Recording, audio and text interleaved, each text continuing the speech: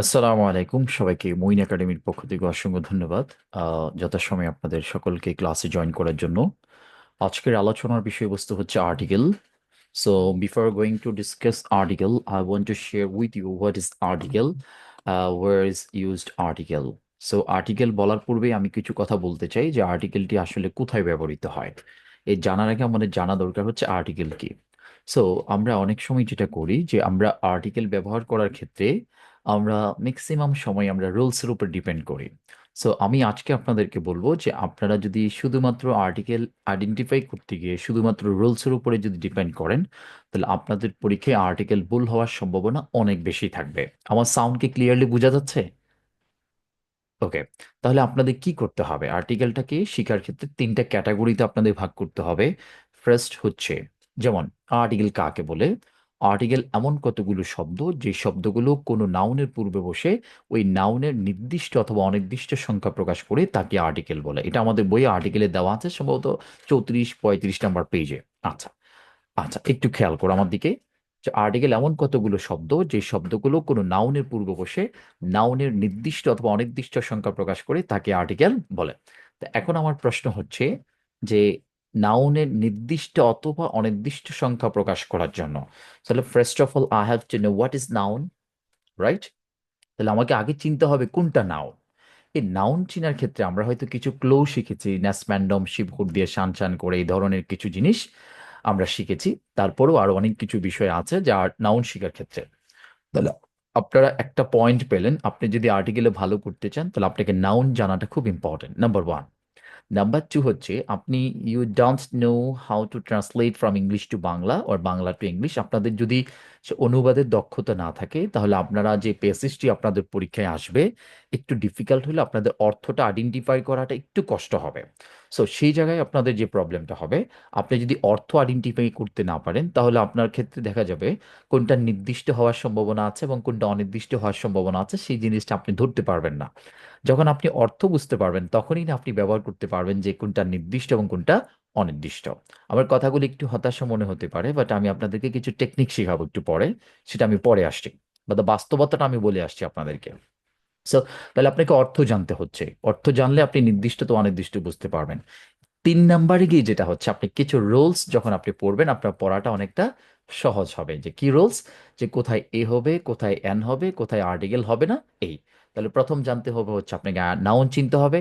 আপনি তো অ্যাডজেটিভ প্রোনাউনের আগে বসাতে পারবেন না আর্টিকেল। আপনি তো অ্যাডভার্বের আগে প্রোনাউন বসাতে পারবেন না। আপনাকে কোথায় বসাতে হবে? নাউনের পূর্বে আর্টিকেল বসাতে হবে। তাহলে নাউনটা তো আপনাকে আগে চিনতে হবে। আপনি আর্টিকেল অনেক নিয়ম জানেন কিন্তু আপনি নাউন জানেন না, নাউন চিনতে পারেন না, এটা আপনার বড় সমস্যা হবে। সেই জন্য আপনাদেরকে আমি আর্টিকেলের যে বিষয়গুলো শেখাবো, প্র্যাকটিক্যাল কিছু রুলস আপনাদেরকে দেখাবো, যে রুলসগুলো আপনাদের খুব সহজেই আপনাদের বুঝতে সহজ হবে এবং প্র্যাকটিক্যালি আপনাদের মনে রাখতে সহজ হবে। সো আমি ইন্ডিভিজুয়ালি আলোচনা করব না যে আর্টিকেল এ এখানে বসে, আর্টিকেল এন ওইখানে বসে, আর্টিকেল ডি সেখানে বসে। প্র্যাকটিক্যালি কিছু জিনিস প্র্যাকটিস করতে গেলে যে এক্সাম্পলগুলোর প্রয়োজন হয়, 40টার মতো তথ্য আমি আপনাদের সাথে শেয়ার করব, যে তথ্যগুলো আপনাদেরকে যথেষ্ট সহযোগিতা করবে আর্টিকেল প্র্যাকটিস করার ক্ষেত্রে।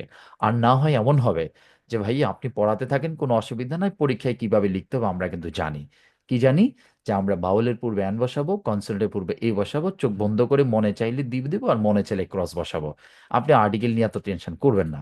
সো এটা হচ্ছে একটা অন্যতম একটা বেসিক তথ্য কাজ করে আর কি। সবার মতো করে কমন আসুক আর না আসুক আর্টিকেল নিয়ে কোনো টেনশন নাই। না, একটু বুঝে শুনেই তুমি আর্টিকেলটা লেখো, কোথায় এ হবে, কোথায় অ্যান হবে, কোথায় ডি হবে। সেই জন্য আমি কিছু আর তথ্য শেয়ার করব তোমাদের সাথে আজকে এবং আগামী ক্লাসে। আশা করি তোমরা এই তথ্যগুলো প্র্যাকটিস করলে অনেক সহজেই অনেকগুলো বিষয় তোমরা লিখতে পারবে। সো আমি আমার স্ক্রিনে চলে যাচ্ছি আর্টিকেল নিয়ে আলোচনা করার জন্য। একটু কথা বলে দিই, আমি কিন্তু আজকে তোমাদের যে প্রাইভেট গ্রুপ আছে compulsory English with Moin Academy 2024, এই গ্রুপে কিন্তু যতগুলো ভিডিও আমি দিয়েছি সবগুলো ভিডিওর একটা সিরিয়াল করে কিন্তু আমি দিয়েছি সেখানে। Notice one, notice two, rearrangement one, rearrangement two, তোমরা আসলে তোমাদের চোখে পড়ছে কিনা আমি জানি না, এটা আমি সবগুলো একসাথে করে দিছি তোমাদের বুঝতে যাতে সহজ হয়। এবং এটা পিন করে দিছি, যার যেটা দরকার সেটা জানতে পারবে। ঠিক আছে? এবং তোমরা সেটা অবশ্যই নিজ দায়িত্বে একটু পড়াশোনা করবে গ্যাপে গ্যাপে। আমরা তো ধারাবাহিকভাবে পড়ছি, আর্টিকেল শেষ করব। আর্টিকেল শেষ করার পরে আমরা আবার রাইট ফর্ম অফ ভার্বের দিকে চলে যাবো ইনশাল্লাহ। সো আমি স্ক্রিনে চলে যাচ্ছি।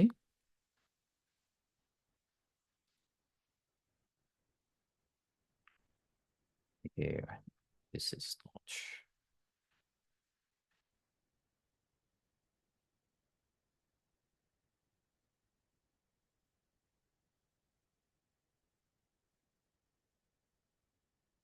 ওকে, সো কম্পিউটার স্ক্রিন কি দেখা যাচ্ছে? এখন দেখা যাচ্ছে কিনা? একটু স্লো কাজ করছে সম্ভবত। এখন দেখা যাচ্ছে? ওকে ওকে, ঠিক আছে, thank you very much. Naimul Hasan, তুমি একটু পড়বে, হ্যাঁ? কি বলছি একটু পড়ো। একটু পরে করতে হবে, ছোট লাগছে অনেক। মোবাইলটা একটু জুমও করতে হবে, এটাও একটা বিষয়। আচ্ছা, হ্যাঁ, একটু বড় করে দিছি। ঠিক আছে। নির্দিষ্ট তারিখের পরে দিবসে। নির্দিষ্ট তারিখের পূর্বে দিবসে, আপনি একটু খেয়াল করবেন সবাই, উনি যে কথাগুলো বলছেন নির্দিষ্ট তারিখের পূর্বে দিবসে, আমাকে প্রশ্ন করতে পারেন যে ভাইয়া নির্দিষ্ট তারিখ বলতে আসলে কি বোঝায়। যেমন আমরা বলতে পারি যে আমাদের কোচিং আগামী ডিসেম্বর মাসের 20 তারিখে বিদায় অনুষ্ঠানের মাধ্যমে আমাদের মানে কোচিং এর ক্লাস কি হবে, শেষ হবে। তাহলে আমি ডিসেম্বর মাসটাকে বলছি, এবং ডিসেম্বর মাসের 20 তারিখ বললাম না, 15 তারিখ, যাই হোক, 20 তারিখে আমাদের কোচিং কি হবে, ক্লোজ হবে। তাহলে এটা ডিসেম্বর মাস এবং ডিসেম্বর মাসের 20 তারিখ, তাহলে এটা নির্দিষ্ট একটা তারিখ বোঝাচ্ছে, রাইট? এবং বিশেষ করে কোনো দিবস রিলেটেড যদি হয়, 16 ডিসেম্বর, তারপর 21 ফেব্রুয়ারি, তারপর 26 মার্চ, এরকম যদি হয় স্পেসিফিক ডে, তখন আমরা সেটার পূর্বে কি ব্যবহার করব, দি ব্যবহার করব। আশা করি বুঝতেছো সবাই। ওকে ওকে, নির্দিষ্ট তারিখের পূর্বে 2 নাম্বারটা পড়ো। রেড লেটার রেড লেটার দিয়ে একটি পার্স ওয়ার্ডের অর্থ হচ্ছে একটি স্মরণীয় দিন। ওকে, এ লেটার ডে একটা ফ্রেজ ওয়ার্ড। এই রেড লেটার ডে, এই অংশটা হচ্ছে কি একটা ফ্রেজ ওয়ার্ড, যার অর্থ হচ্ছে স্মরণীয় দিন। যার অর্থ কি, স্মরণীয় দিন। যখন তোমরা দেখবে, এই লেখালেখি করছে কি স্ক্রিনে, যখন তোমরা দেখবে তোমাদের পরীক্ষায় এমন কিছু এক্সাম্পল আসছে, যে এক্সাম্পলের মধ্যে রেড লেটার ডে আসছে, কি আসছে, রেড লেটার ডে, তখন এই রেড লেটার ডের পূর্বে তোমাদেরকে এ ব্যবহার করতে হবে।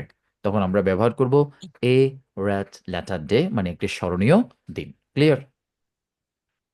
জি। ওকে, আচ্ছা, থ্যাংক ইউ। তুমি একটু মনোযোগ দিয়ে শোনো, আমি বলছি। 3 নাম্বার দেখো, যেহেতু আমরা রেকর্ড দিয়ে দিচ্ছি, মনোযোগ দিয়ে শুনবেন সবাই। যদি কোনো সেন্টেন্সে, এখানে 2বার আসছে, একবার হবে, যদি কোনো সেন্টেন্সে অক্সিলারি ভার্ব প্রিন্সিপাল ভার্ব হিসাবে বসে, যদি কোনো সেন্টেন্সে অক্সিলারি ভার্ব প্রিন্সিপাল ভার্ব হিসাবে বসে, ওই সকল সেন্টেন্সের অর্থ সাধারণত অনির্দিষ্ট হয়। ওই সকল সেন্টেন্সের অর্থ সাধারণত কি হয়, অনির্দিষ্ট হয়। তখন সেই সকল সেন্টেন্সে আর্টিকেল এ অথবা এন বসে। এটা কোনো সুনির্দিষ্ট কোনো নিয়ম না, কিন্তু তোমরা একটু বুঝার চেষ্টা করবে। যদি কোনো সেন্টেন্সের মধ্যে article A an the, A sorry, auxiliary verb অর্থাৎ am, is, are, was, are, have, has, এই শব্দগুলো যখন ব্যবহৃত হবে, তাদের পরে যদি আর কোনো ধরনের কোনো ভার্ব না থাকে, তখন সেই ভার্বগুলোই প্রিন্সিপাল ভার্বের নিয়েই কাজ করবে। আমরা জানি যে কলেজে প্রিন্সিপাল স্যার থাকেন না, ভাইস প্রিন্সিপালই প্রিন্সিপাল স্যারের কাজ করেন। যেই স্কুলে হেডমাস্টার থাকেন না, অ্যাসিস্ট্যান্ট হেডমাস্টার স্যারই হেডমাস্টারের দায়িত্ব পালন করেন। যেই পরিবারে বাবা থাকেন না, মাই বাবার কাজ করেন। সো কোনো সেন্টেন্সে যদি প্রিন্সিপাল ভার্ব না থাকে, তখন অক্সিলারি ভার্বই প্রিন্সিপাল ভার্বের নেই কাজ করে থাকেন। যেমন আই এম আ টিচার, এখানে এম হচ্ছে প্রিন্সিপাল ভার্বের নেই কাজ করছে। এটা কি লিঙ্কিং ভার্বস না কি, আমি সেটা বোঝাতে চাচ্ছি না, গুরুত্বর জায়গা থেকে বলছি। যেমন the day is a government holiday, the day is a government holiday, এই দিনটা হচ্ছে একটা সরকারি ছুটির দিন। আমরা এগুলো পরে প্র্যাকটিস পাবো। তাহলে তথ্যটা কি, যদি কোনো সেন্টেন্সে অক্সিলারি ভার্ব এর পরে কোনো ভার্ব না থাকে, তখন সেই অক্সিলারি ভার্বটা প্রিন্সিপাল ভার্বের নেই কাজ করবে। তখন সাধারণত সেই সকল সেন্টেন্সগুলোর অর্থ অনির্দিষ্ট করে বোঝানো হয়। তখন ওই সকল সেন্টেন্স যেহেতু অনির্দিষ্ট হবে, তাহলে আর্টিকেল এ অথবা এন বসবে। সবাই ক্লিয়ার? ওকে, আচ্ছা, অনেকের ক্যামেরাই তো অফ, দেখা যায় না। অ্যাট দ্য কস্ট অফ অর্থ হচ্ছে বিনিময়। অ্যাট দ্য কস্ট অফ মানে কি, বিনিময়, যা একটি ফ্রেজ ওয়ার্ড হিসেবে বাক্যে ব্যবহৃত হয়। অ্যাট দ্য কস্ট অফ শব্দের অর্থ কি, বিনিময়। যখন দেখবে তোমরা পরীক্ষার মধ্যে আসছে যে at cost of, at cost of, at cost of, এই দি নাই মনে করো, তখন তোমাদের এখানে কি ব্যবহার করতে হবে, এই দিটা ব্যবহার করতে হবে। ঠিক আছে? তাহলে অ্যাট দ্য কস্ট অফ মানে কি, বিনিময়। অ্যাট দ্য কস্ট অফ মানে কি, বিনিময়। আর রেড লেটার ডে মানে হচ্ছে স্মরণীয় দিন। অ্যাট দ্য কস্ট অফ একটি ফ্রেজ ওয়ার্ড, যদি দেখো পরীক্ষার মধ্যে অ্যাট কস্ট অফ আসছে, তোমাদেরকে কি ব্যবহার করতে হবে, at the cost of, at the cost of মানে বিনিময়। আচ্ছা, আমি কিছু স্টার চিহ্ন দিয়ে দিচ্ছি, তোমরা একটু খেয়াল করবা রুলস গুলো কোনটা কত, কোন রুলস গুলো স্টার চিহ্ন দেওয়া তোমরা একটু মনে রাখবা। আমি পরে বলে দিব প্রয়োজন একবার। আচ্ছা, এটা আগামী ক্লাসে বলে দিব, আজকে আমি পিডিএফটা দিয়ে দিলে তোমরা লিখে ফেলবা এই সবগুলো রুলস। এখন লেখার চেষ্টা করার দরকার নেই, একটু বোঝার চেষ্টা করো। আমি এটা পিডিএফটা দিয়ে দিব। নাউন প্লাস অফ এর পূর্বে, noun plus of, noun plus of তার পূর্বে সাধারণত আর্টিকেল দি বসে। এটা সুনির্দিষ্ট কোনো নিয়ম নয়, সুনির্দিষ্ট কোনো নিয়ম নয়, কিন্তু যখন দেখা যায় যেমন the quality of, the number of, the colour of, ঠিক আছে, the beauty of Comilla, the success of, এরকম আর কি, তাদের পূর্বে কি বসে, দি বসে। সাচ অথবা অ্যাজ, সাধারণত সাচ অথবা অ্যাজ এই শব্দ যদি কোনো বাক্যে ব্যবহৃত হয় তাদের পরে আর্টিকেল কি বসে, এ অথবা অ্যান বসে, সাচ অথবা অ্যাজ এর পরে। যেমন such a teacher, such a teacher. পাশাপাশি দুইটি নাউনের মাঝে সাধারণত কোনো আর্টিকেল বসে না, পাশাপাশি দুইটি নাউনের মাঝে সাধারণত কোনো আর্টিকেল বসে না, পাশাপাশি দুইটি নাউনের মাঝে সাধারণত কোনো আর্টিকেল বসে না। কমন রুম, কমন এ রুম হবে না। সেমিনার রুম, সেমিনার রুম হবে না। ল্যাঙ্গুয়েজ এ ক্লাব হবে না, language club. Reading room, reading a room হবে না। অডিটোরিয়াম হল, কম্পিউটার ক্লাব। ঠিক আছে, তারপর হতে পারে আমরা বলতে পারি যে Bangladeshi map, international map, international a map, Bangladeshi a map, এরকম না। ঠিক আছে, সো সাধারণত যখন দুইটা নাউন পাশাপাশি থাকে সেটাকে আমরা কম্পাউন্ড ওয়ার্ড বা কম্পাউন্ড নাউন বলতে পারি। যে দুইটা শব্দ যখন একটা ওয়ার্ডে পরিণত হয় আর কি সাধারণত, অথবা কমন রুম, এই যে দুইটা শব্দ তার মাঝখানে কোনো আর্টিকেল বসবে না। যেমন brother in law, sister in law, sister a in law এরকম হওয়ার কোনো সুযোগ নেই। তাহলে পাশাপাশি দুইটি নাউন, পাশাপাশি দুইটি নাউন তাদের মাঝখানে কোনো আর্টিকেল বসে না। একটি শব্দ প্রথমবার আসার পর পরবর্তীতে যতবারই আসবে ততবারই তার পূর্বে দি বসবে। খুবই গুরুত্বপূর্ণ একটা রুলস, খেয়াল রাখবা। যখন ধরো আসছে তোমাদের পরীক্ষায় যে ইন্টারন্যাশনাল মাদার ল্যাঙ্গুয়েজটা নিয়ে, সো এটা যখন পরবর্তীতে আবার আসবে ইন্টারন্যাশনাল মাদার ল্যাঙ্গুয়েজটা গুরুত্বপূর্ণ বা এটা বা ওটা কিছু তথ্য যখন এক্সট্রা দিতে যাবে, তখন আর ওই ইন্টারন্যাশনাল মাদার ল্যাঙ্গুয়েজটা বারবার লিখতে হবে না, ওই দি দিয়ে আমরা ব্যবহার করতে পারবো। ঠিক আছে, অর্থাৎ দি ব্যবহার করলে সেটাকে কি বোঝায়, নির্দিষ্ট করে বুঝায় দেয়, এবং এটা প্রথমটাকে ইন্ডিকেট করে। যেমন যদি বলে যে the victory day is the victory day, পরবর্তীতে বলতে হবে, বললেই হবে যে দ্য ডে, দ্য ডে মানে ওই যে ভিক্টোরি ডে ইন্ডিকেট করছে। একটি শব্দ প্রথমবার আসার পর পরবর্তীতে যতবারই আসবে ততবারই তার পূর্বে কি বসবে, দি বসবে। অন দ্য টপ অফ মানে সর্বোচ্চ চূড়ায়, এটি একটা ফ্রেজ ওয়ার্ড। যখন দেখবে তোমাদের পরীক্ষা অন টপ আসছে, অন টপ অফ আসছে, তখন তোমাদেরকে ব্যবহার করতে হবে on the top of, on the top of. 10 নম্বর, জিরান্ডের পূর্বে আর্টিকেল বসে না। কিসের পূর্বে আর্টিকেল বসে না, জিরান্ডের পূর্বে আর্টিকেল বসে না। জিরান মানে হচ্ছে verb plus ING, verb plus ING. Gerund মানে কি, ভার প্লাস আইএনজি। সবাই একটু এই 10টা তথ্য একটু লিখো, সবাই, সবাই এই 10টা তথ্য এখনই লিখো, লিখে ফেলো, এখনই পড়ার সুযোগ মনে করো। আচ্ছা, এখন এখন আমি লিখে না, আমি একটু বুঝাই দিই, তোমরা বাসায় একটু প্র্যাকটিস করো। আমার মনে হয় এটা তোমরা বাসায় ঠান্ডা মাথায় লিখতে পারবে পিডিএফ দিয়ে দিলে, কি বলো, সবাই কি বলো? ওকে, তাহলে আমরা হয় কি ওই যে একটা ক্লাসে আমরা অনেকটা তথ্য আলোচনা করে ফেলতে পারবো। ওকে, আজকে আমি 20টা তথ্য পড়াবো, আগামী ক্লাসে 20টা তথ্য পড়াবো। আমাদের তাড়াহুড়া নেই, আমাদের ডিসেম্বরের 20 তারিখে আগে সুন্দরভাবে সবকিছু শেষ হয়ে যাবে ইনশাল্লাহ। আর যারা শেষের দিকে জয়েন করেছেন আপনাদের উদ্দেশ্যে আমি কিন্তু প্লে লিস্ট তৈরি করে দিয়েছি একদম ধারাবাহিকভাবে সিকোয়েন্স ভিত্তিক। যেমন হু, হু এর হু এর পূর্বে যখন কোনো পার্সন বসে, হু এর পূর্বে যখন পার্সন শব্দটি বসে, সাধারণত শব্দটি উল্লেখ থাকে তখন সেটি নির্দিষ্ট করে বোঝায়। যেমন যদি এরকম থাকে দ্য পার্সন হু, এই হু এর পূর্বে কি আসছে, পার্সন, তখন এখানে দা শব্দটা দ্বারা নির্দিষ্ট করে বোঝাবে the person who, the person who. এরকম ভাবে আমরা এক্সাম্পল পাবো। আমরা একটা প্র্যাকটিসে চলে যাই সরাসরি। এখন এই যে আমরা একটু প্র্যাকটিস করলাম, আমরা একটু সবাই আর্টিকেলে একটু বইয়ে যাব আমরা, হ্যাঁ, আর্টিকেল অংশ যে 10টা তথ্য প্র্যাকটিস করলাম সেটার আমরা একটা প্র্যাকটিসে চাই।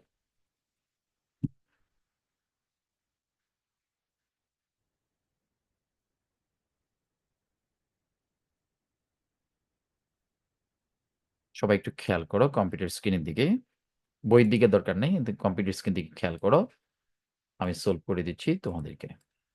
আচ্ছা, তোমাদের বইয়ে কিন্তু এটা দেওয়া আছে, এটার সলিউশনও দেওয়া আছে, সুতরাং এটা নিয়ে তোমরা বই দেখার দরকার নেই, যেটা নাই সেটা নিয়ে আমরা পরে বলবো। 16 December is a red letter day in the history of Bangladesh. তাহলে এখানে 16 ডিসেম্বর বলতে বাংলাদেশে একটা বিশেষ একটা দিনকে বোঝাচ্ছে, তখন কি হবে এটা? The 16 December, right? The 16 December, তাহলে এখানে আর্টিকেল কি বসবে? বি বসবে। এখানে 16 ডিসেম্বরকে নির্দিষ্ট করে বোঝানো হচ্ছে, বিশেষ একটি দিন। The 16 December is a red letter day, is a red letter day, অর্থাৎ 16 ডিসেম্বর হচ্ছে কি একটা স্মরণীয় দিন। Red letter day in the history of Bangladesh. 16 December হচ্ছে বাংলাদেশের ইতিহাসে একটি স্মরণীয় দিন। অন দিস ডে, এই দিনে, উই অ্যাচিভড ভিক্টোরি, আমরা আমাদের বিজয়টা অর্জন করেছিলাম। At the cost of, at the, at the cost of মানে বিনিময়, এট দ্য কস্ট অফ বিনিময়, এ ভাজি ব্যাটেল, এ ব্লাডি ব্যাটেল, এই সেন্টেন্সের অংশটার অর্থ তোমাদেরকে বুঝতে হবে। এ ব্লাডি ব্যাটেল, একটি রক্তাক্ত যুদ্ধের মধ্য দিয়ে। The 16 December is a red letter day in the history of Bangladesh. On this day, we achieved victory at the cost of a bloody battle. Okay? Bangladesh came into being as such অথবা as an independent country, such an independent country, Bangladesh হয়েছে একটা স্বাধীন রাষ্ট্র, বাংলাদেশ হয়েছে একটি স্বাধীন রাষ্ট্র। ইট occupied, ইহা অবদান রাখে, a place in the world map, in world map, that means এখানে কোনো আর্টিকেল হবে না, নিউ আর্টিকেল, নিউ আর্টিকেল, ওকে? কোনো আর্টিকেল হবে না। ওয়ার্ল্ড ম্যাপ, বিশ্ব মানচিত্রে ইহা কি রেখেছে? অবদান রেখেছে। এভরি ইয়ার, প্রতি বছর, উই অবজার্ভ, আমরা উদযাপন করি দ্য ডে, এই দিনটা। কোন দিনটা? ওই যে 16 ডিসেম্বরটা, 16 ডিসেম্বরটা, উইথ ডিউ সোলমিনিটি, সম্মানের সহিত। উই রিমেম্বার, আমরা স্মরণ করি, sacrifice of, noun plus of, সাধারণত, of our heroic sons. Article ক্ষেত্রে তোমরা যেটা করবা, যে প্যাসেজটা পরীক্ষা আসছে সম্পূর্ণ প্যাসেজটা পড়ে প্রথম বাক্যের সাথে বাক্যের সাথে দ্বিতীয় বাক্যের কোনো সম্পর্ক আছে কিনা, এই বিষয়গুলো কিন্তু তোমাদেরকে বুঝতে হবে। উই রিমেম্বার, আমরা স্মরণ করি, the supreme sacrifice of our heroic sons. এখানে আমাদের সকল মানুষের কথা বলেনি, বলছে সুপ্রিম স্যাক্রিফাইস অফ, যারা কি করেছেন? সর্বোচ্চ আত্মত্যাগ করেছেন, আমাদের সেই সকল বীর সন্তানদের কথা আমরা স্মরণ করি। The day is a public holiday, এই দিনটা হচ্ছে একটা সরকারি ছুটির দিন। The day is a public holiday, এখানে ইজ হচ্ছে প্রিন্সিপাল ভার্ব এবং সেন্টেন্সের অর্থটা হচ্ছে অনির্দিষ্ট, সেই জন্য তার পূর্বে আর্টিকেল কি বসছে? এ বসছে। The day is a public holiday, এই দিনটা হচ্ছে একটা সরকারি ছুটির দিন। দ্য ডে বিগিনস, এই দিনটা শুরু হয়, উইথ গেম শট, ছোট ছোট খেলাধুলা নিয়ে। দ্য ন্যাশনাল ফ্ল্যাগ, এই জাতীয় পতাকাটি, ইজ হোস্টেড, উত্তোলন করা হয়, on the, on the top of the each house, প্রত্যেকটা বাড়ির সর্বোচ্চ চূড়ায়, প্রত্যেকটা বাড়ির সর্বোচ্চ চূড়ায় কি করা হয়? এটা উত্তোলন, অর্ধনমিত করা হয়ে থাকে। সো এখানে দেখো, ম্যাক্সিমামই তোমরা হয়তো কিছুটা বুঝে করতে পারছো, ফ্রেজগুলো কমন পড়ছে। তারপর হচ্ছে শুধু একটা বাক্যে এখানে, যে এ ব্লাডি ব্যাটেল, এই অংশটার অর্থ তোমাদেরকে অবশ্যই প্রাধান্য দিতে হবে। আরেকটা হচ্ছে supreme sacrifice of our heroic sons, আমাদের বাংলাদেশের সকল মানুষের কথা বলেনি, বলা হয়েছে supreme sacrifice of our heroic sons, আমাদের বীর উত্তম সন্তানদের কথা বলা হয়েছে। সো এই যে কথাগুলো আমি বললাম, এই তথ্যগুলো তোমরা একটু গুরুত্বের সহিত দেখবে। ওকে? রেকর্ডিং হচ্ছে না,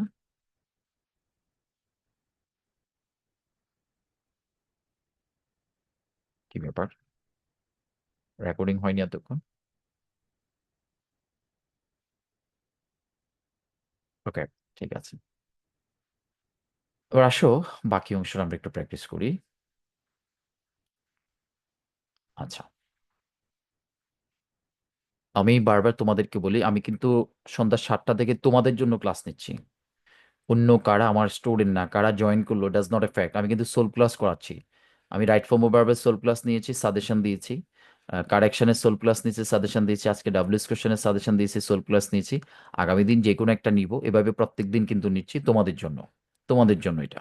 অন্যরা ফ্রিতে পাচ্ছে, বাট আমার স্টুডেন্ট অনেকে এটাকে অবহেলা করছে, হয়তো বা আমি জানি না। সিরিয়াসনেস থাকা উচিত তোমাদের, খেয়াল রাখতে হবে বিষয়গুলো। ওকে? আচ্ছা, 11 নম্বর গেল আমরা। সাম, মেনি, অল, ভেরিয়াস। সাম, মেনি, অল, ভেরিয়াস, এই যে শব্দগুলো, হ্যাঁ, এগুলো যদি কোনো বাক্যের মধ্যে থাকে, তাদের পরে সাধারণত কোনো আর্টিকেল বসে না। কিন্তু তাদের পরে নাউনটি যদি প্লুরাল হয়, তাদের পরে নাউন যদি প্লুরাল হয়, তাহলে আর্টিকেল কি বসে? যদি তাদের পরে নাউনটি প্লুরাল হয়, অর্থাৎ মেনি, সাম, ভ্যারাইটি, অল, এগুলোর পরে যদি নাউন থাকে এবং ওই নাউনটা যদি প্লুরাল হয় তাহলে তাদের পূর্বে কোনো আর্টিকেল বসে না।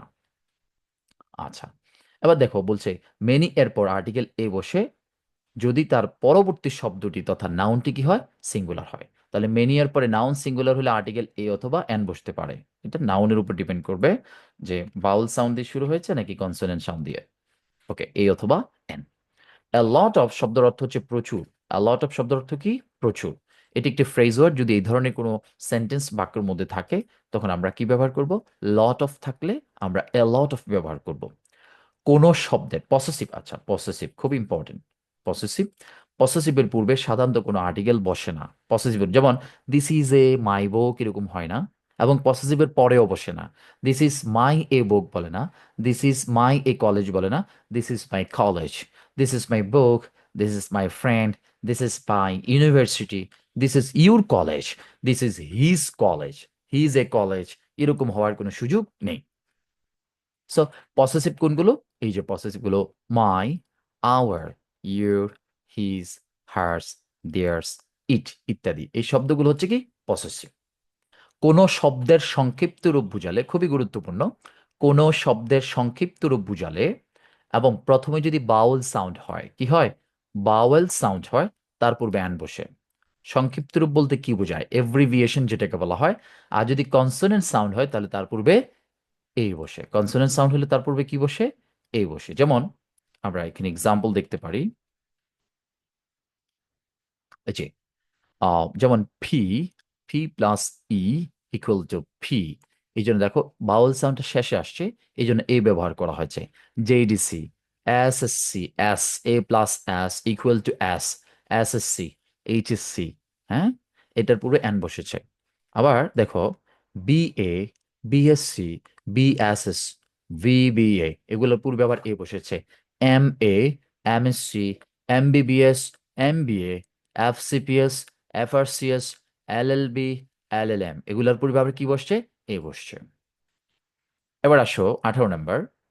যদি দেখো কোনো বাক্যের মধ্যে নেম অ্যান্ড ফেম এই দুইটা শব্দ যদি তোমরা দেখতে পাও, নেম অ্যান্ড ফেম যদি দুইটা শব্দ দেখতে পাও তখন তোমরা ধরে নিবে যে এটাকে আমাদের দ্য নেম অ্যান্ড দ্য ফেম এই দুইটার পূর্বে আমরা দি ব্যবহার করব। যদি একটার আগে থাকে তারপর আমাকে দুইটার আগে দিতে হবে। The name and the fame, the name and the fame, নাম এবং খ্যাতি, নাম এবং খ্যাতি দুইটা একসাথে বসে। সুপারলেটিভ ডিগ্রি পূর্বে দিয়ে বসে। সুপারলেটিভ ডিগ্রি, সুপারলেটিভ ডিগ্রি চিনব কিভাবে?